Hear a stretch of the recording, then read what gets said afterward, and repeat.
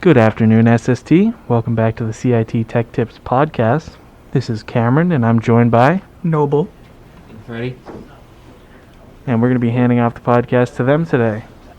Today we're going to start by talking about the iPhone 12 pacemaker incident. The iPhone 12 has been confirmed to interfere with pacemakers. In an official response, Apple claims that all iPhone models contain magnets, but that the new iPhone 12, iPhone 12 Pro, and iPhone 12 mini handsets contain stronger magnets than previous models. These magnets are arranged in a circular pattern on the back of the phone. The magnets are part of the newly revised MagSafe, originally introduced in 2006 for the MacBook laptop series. This port was retired from the laptops as Apple shifted their computers over to USB-C. The new iPhones use a version of MagSafe that is not reminiscent of the original MacBook One, but instead looks like a wireless Qi charging pad. The new MagSafe version has proven to be unsafe for users who have pacemakers. A study by Heart Rhythm Society states the following: Medtronic has analyzed iPhone technology and found that it presents no increased risk of interference with Medtronic implantable cardiac rhythm devices, such as pacemakers, implantable defibrillators, ICDs, and cardiac resynchronization therapy defibrillators, CRTDs, when used according to labeling.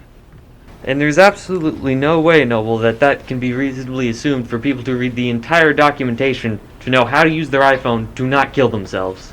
Right, that was a lot of medical mumbo-jumbo. If you break it down, it really says, read the iPhone operations manual, which nobody does. It says that if you use it according to the manual, you won't be hurt, but if you were to put it in an adult's breast pocket or a shirt pocket, you would have some problems there. Putting an iPhone in a breast pocket is something that many users do actually do, so it is unreasonable for them to say that, just surprisingly, it's fine because no one does that, even though I have seen people do that in the real world. Well, one thing you don't really see in the real world is people who put their phone in their back pocket. I know that's a fairly controversial thing, is if you put your phone in your back pocket. I'll have you know that I like putting my phone in my back pocket. Well, if it's iPhone 6, it's going to bend and break over time. Yeah, well, guess what? I've had the phone since 2016, and it has not bent and broken. That's because it's an iPhone SE. Well, then why would you even mention the iPhone 6? I mean, they have the same motherboard, but they're different chassis.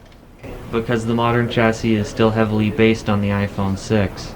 And it's important for people to know this information. So I looked up these numbers in an intermission because I was interested. This says that approximately 1.5 million Americans today have pacemakers, and that there are 113 million Americans using iPhones. So I don't know, we'll cut that in half and say maybe, 75,000 or so Americans use iPhones with pacemakers. I would think that most of them would probably, because not every person will upgrade their phone all the time, most of them probably don't need to upgrade to this new iPhone 12, and those who do probably have already heard this news by now. I do not believe we'll be seeing this MagSafe feature in the iPhone 13, quite frankly. And unfortunately, we will have to end today's podcast there due to a lack of time. Thank you for tuning in. We appreciate you, our listener, and we hope to see you again next week.